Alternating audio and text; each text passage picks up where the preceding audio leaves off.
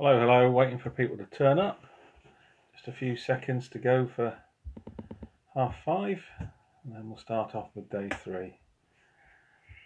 If you can say hi when you come on, that way I know there's at least somebody there I'm talking to rather than just myself.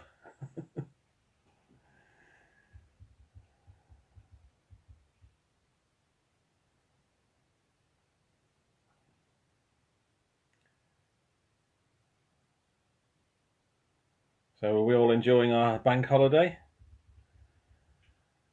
Are we all enjoying our sunny weather? Is it all sunny where you are?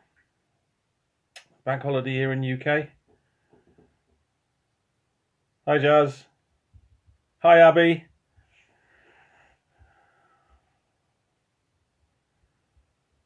Enjoying yourselves up in Pembrokeshire?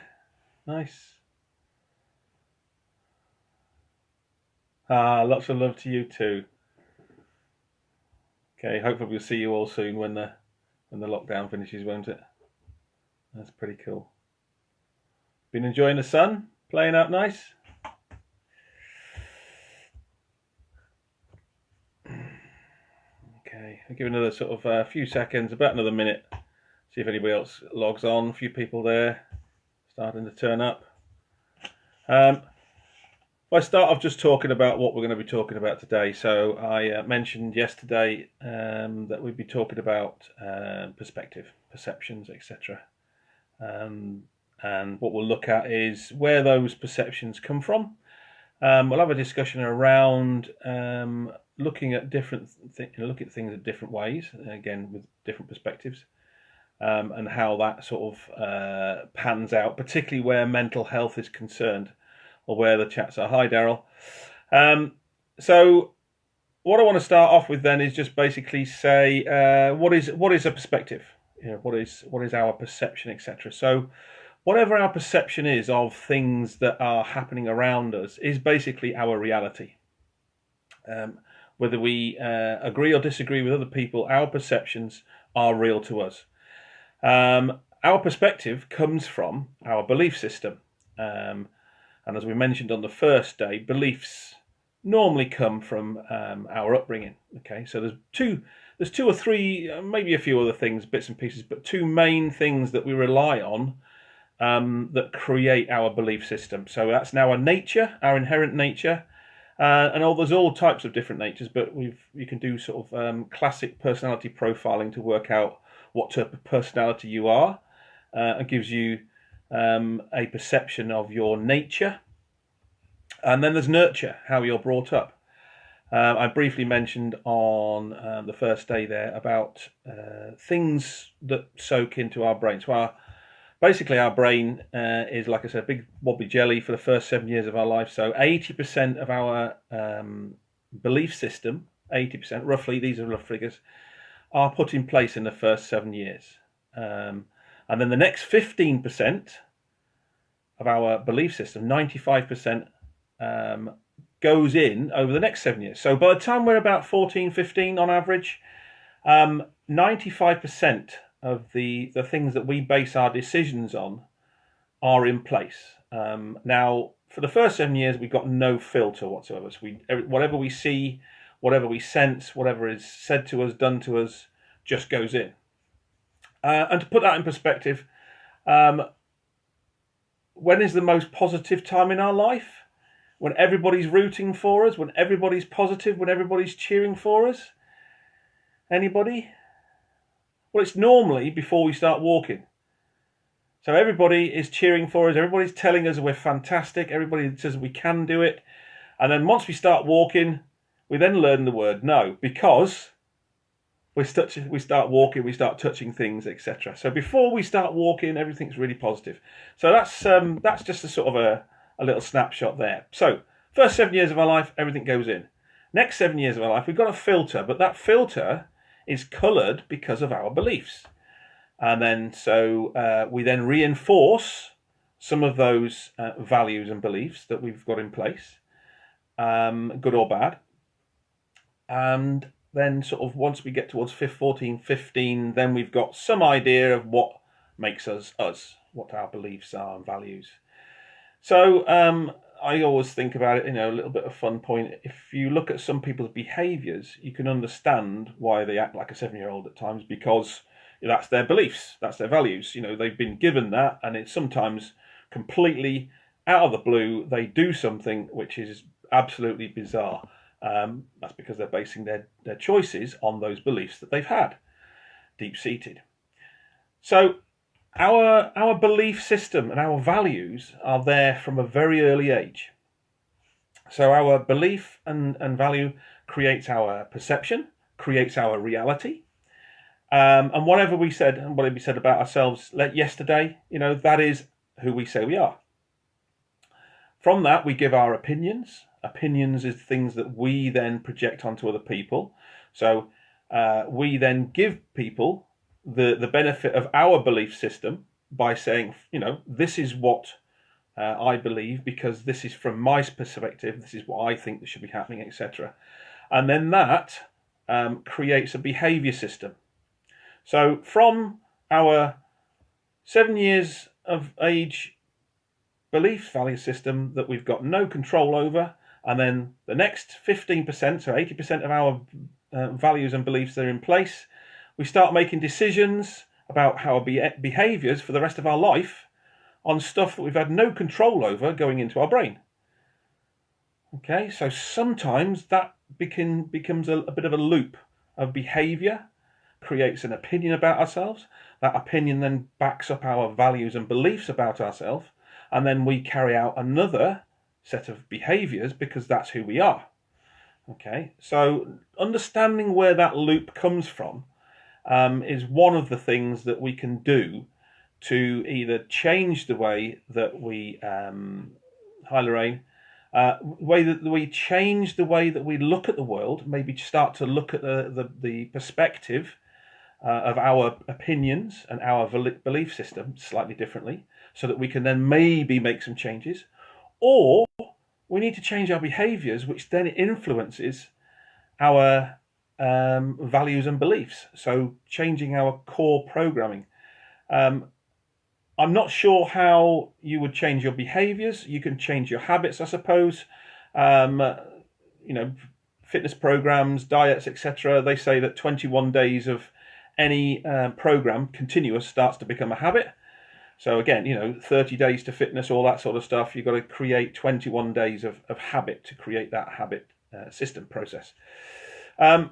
It's much easier, and I say much easier, but it's still a long-term thing, a long-term program. If you've got that program running in the background and you start to become aware of your behaviors through your belief systems and the way that you speak to yourself, the things that you say, and because you're analysing what you're saying to yourself, if you start to understand that that's not actually backing up who you want to be, and that maybe some of those beliefs and values are holding you back from the person that you do want to be because you want to change, that can create up a loop of negativity and sort of friction within yourself. So this is sometimes where some of our mental health issues come from, because we're trying to do one thing by changing our behaviours on the outside, but our belief system is set on a different process because we've got that belief system deep inside us. So it becomes a bit of a feedback loop. So we get into a process of failure because we're trying to change our behaviours, but without changing our belief systems, things don't balance. So I'll just give you an analogy here of sorts of perceptions and perspective before we go any further. And I use an analogy of a story about, imagine that you are a beautiful day like today, and you're out and you suddenly get the ability to fly. So you're flying up in the air, and you can feel the sun on your wings, and you're soaring up in the sky, and you can see for miles, and everything's calm and everything's blue and the sun's nice, and you can see for miles, and you're floating up in the sky, you're looking out to sea, and you can see all the views around you, and there's lots of other people around you, you're nodding to them, and life's pretty good. You're going out to sea, and the sun's shining, everything's really good, everything's coming nice for you. So the the day's going really well, but all of a sudden you see on the horizon there's some clouds coming. And you try and turn round, but the clouds get you before you got time to get back to the dry land.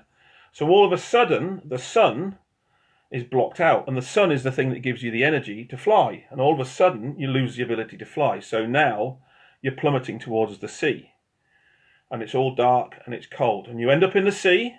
So you've now lost your wings. You're now paddling around in the sea, and it's very cold and it's very dark, and all you can see is the next wave coming over, and it starts to get rougher, and the waves come and splash over you. So you're getting cold and you're getting wet. Things have changed quite drastically for you. All of a sudden you find a life raft. Fantastic. Okay, so now you can put the life raft on, and you're not now flapping around. You're not using energy, you're not getting tired, so you're just floating. That life raft, you're floating around. Okay, so that's preserving you, that's keeping you alive. But it's not great, but it's survival. You're surviving by sitting in that life raft.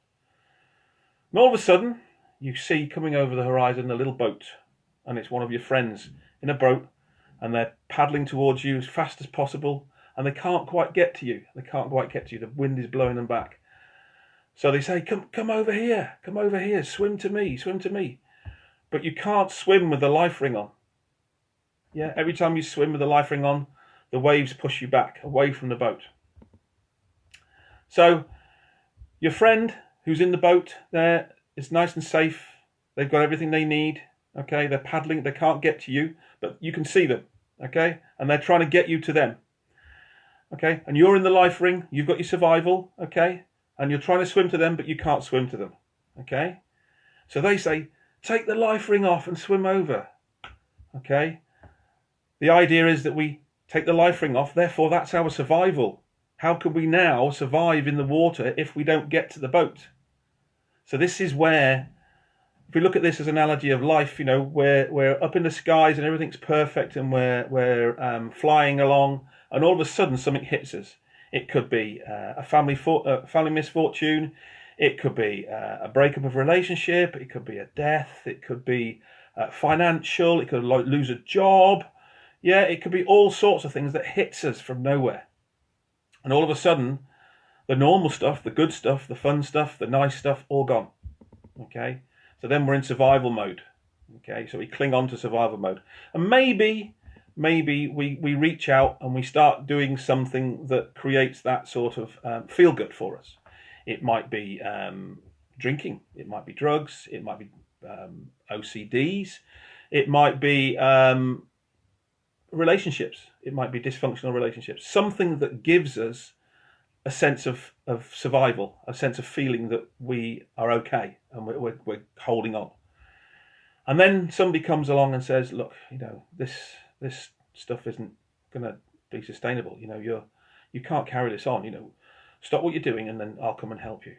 And that's your survival, isn't it? That's the thing that you're clinging on to. So trying to convince somebody who is having some challenges, you know, that the things that are doing is harming them, their health, their mental health, harming them, you know, the things that are doing.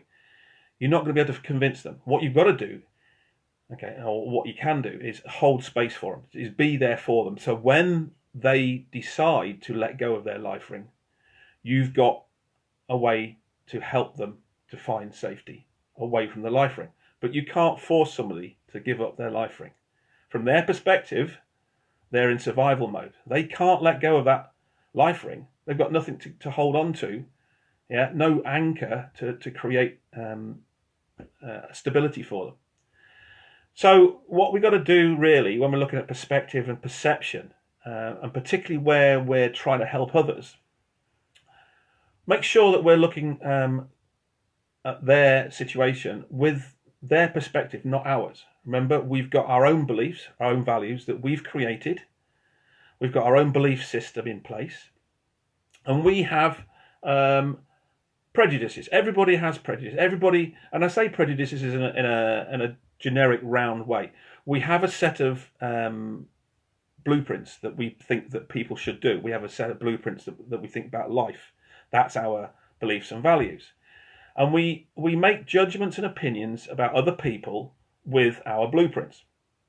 What we've got to do, particularly if we're trying to create space for somebody that needs our help. Particularly with mental health, trying to say, look, you can always ring me, always speak to me. We've got to create a space where they feel they're not going to be judged, where they're open and honest.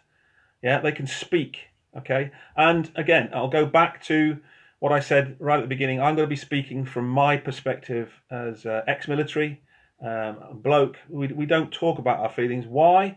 Probably because of that, going back to that nature and nurture. Little boys are told to be strong. Yeah, be my little soldier. I was always told, man up, come on, get on with it, whatever. You don't show your feelings, you don't cry, you don't get upset. You just get on with it. You're the man of the house. You go out and you create all of that. And this is one of the perceptions that we have, that men are supposed to just get on with stuff. Men don't cry. Men don't tell people about their feelings, because it's all wishy-washy. We don't do that, do we? We go down the pub and we have a few pints and we have a fight and we're all okay. Ha, ha, ha, all that sort of stuff. So, again, going back to the reason why I chose to do this rather than do the 25 press-up challenge, fantastic 25 press-up challenge. But I wanted to just do something different that was not the same process as other people are doing. Just something different to try and change the way that guys interact with each other, the way that guys feel that they can do, accepting that we have feelings, accepting that it's okay not to be okay. It's okay to lose the plot and just sit down and cry about stuff. Nobody's going to judge you. Well, I think we are in a society at the moment where things are changing, but we're not there yet. Okay?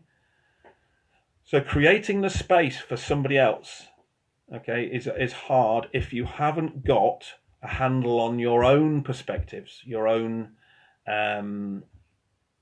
should we say, belief systems, positive. Yeah, we've got those negative things coming in. We're going to make a judgment about other people, about their issues, about the way that they're behaving. So what we need to do really is think about the ways that we, can invest in ourselves, that we can be a better person. And it doesn't mean that we go out and save the world. We don't often, not always going to be, out there changing everything. But two things, one day I was clever, so I thought I'd change the world. The next day I was wise and I changed myself. We can't change the world. We can't change people, but we can change the way that we look at people by the way that we change ourselves. And that starts pretty much whenever you decide. But we've got to create that space for people that feel safe into. Guys, particularly, reaching out, I'm on a couple of other things. There's Op Spartan, which is the ex-military and blue light services that reach out to people. There's other things there that I'm going to be doing in the future. So mental health training, first aid training we can do online now. So we're going to be doing that sort of stuff. So again, I just want to try and make sure that people are focusing their time and effort on something that they can do. So what are we going to do about this? What are we going to do about changing our perspective and perceptions? Okay, so last couple of days I set a couple of challenges. So the first day was saying something positive about yourself, saying something good. Yesterday we were trying to hold space so that we could actually have an empty brain, so that we can then see what type of conversations we're having with ourselves. Did anybody managed to do that? So got some perspective on what sort of conversation they're having with themselves, good or bad. Okay, and if there's a negative loop there, then we've got to try and take control of our own thoughts. Once we take control of our thoughts, we can change them. We can create positive ones. But it takes time. It takes a lot of effort. I mentioned that I'd done about 7 years with a network marketing company. That was almost a constant battle over those 7 years of trying to reprogram myself because of all the years that I'd worked with the same program of negative self-talk, of not being good enough, of knocking myself down, of not being able to do the things that I should be doing, expectations. Okay, so what I want people to do is sort of think about the last couple of days. Think about the positive self-talk.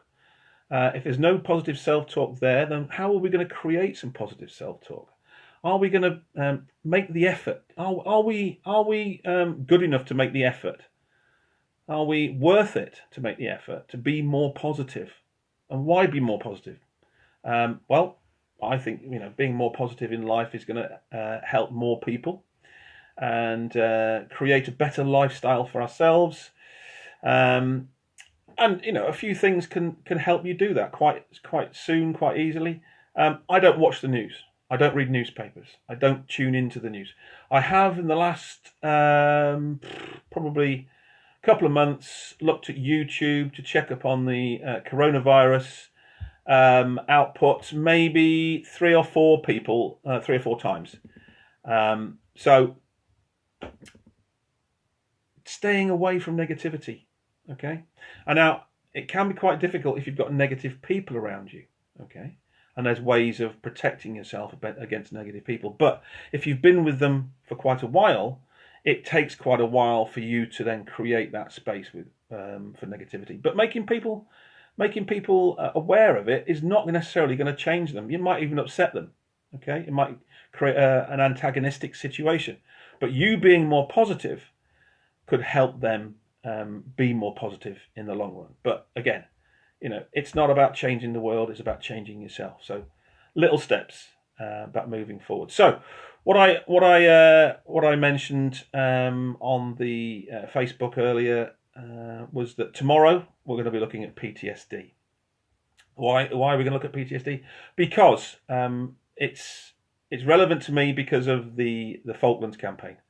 Now, I wasn't directly part of the Falklands campaign. I was too young. I wasn't 18 yet. I was in the Marines, but I wasn't 18 yet. I got stuck on Ascension Island, did some time there with their air squadrons, etc. But the Falklands campaign is one of those campaigns that very relevant to us, recent, and it still carries a lot of weight for some people. Okay, so what we can do is we can start to talk about PTSD, and I'm going to talk about it from a military perspective, but there's all types of PTSD. There's all types of ways of trauma cropping up in life. And I'm not, belittling any other part of it, but I can only speak from what I've witnessed with ex-military people. There's blue light services out there. There's all sorts of things, medical services, etc. Even relationship breakups can be quite traumatic for some people. And I did post an article there that I read this morning about PTSD coming out of COVID.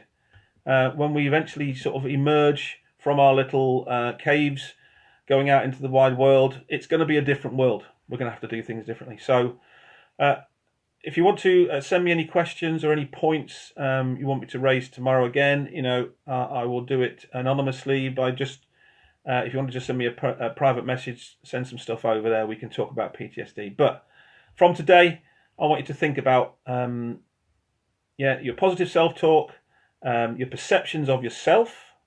How are those perceptions? How do those perceptions add up? Yeah, are you still maintaining a positive outlook on things? And again, people are turning around and saying, "Oh, well, at my age, well, people like Colonel Sanders didn't even start the KFC franchise until he was actually retired. The reason why he started the KFC was because he retired and didn't have enough money, so he had to start something else. So there's no reason why you can't change. It's there's always the way that you can start to change little things about you, but it's about perceptions, about beliefs and values.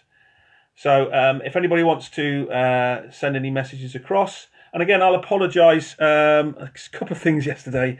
I got it wrong yesterday. It's not the birthday of A&H, A New Hope, the first Star Wars. It was today it was released. It wasn't released yesterday. It was released today. I got that slightly wrong. And again, the general gist of these talks is about mental health awareness, about us being aware of mental health issues, and particularly where that has a relevance for us. Sometimes it starts with just being understanding other people. Yeah, okay. We may not be able to change any situation, but by just maintaining a space, understanding what people are going through, understanding the process that has resulted in people being in the situation they're in, understanding that their beliefs and values have got them to this point, and circumstances also make changes for people's lives. Okay, and again, it's not necessarily what happens to us; it's how we respond to them.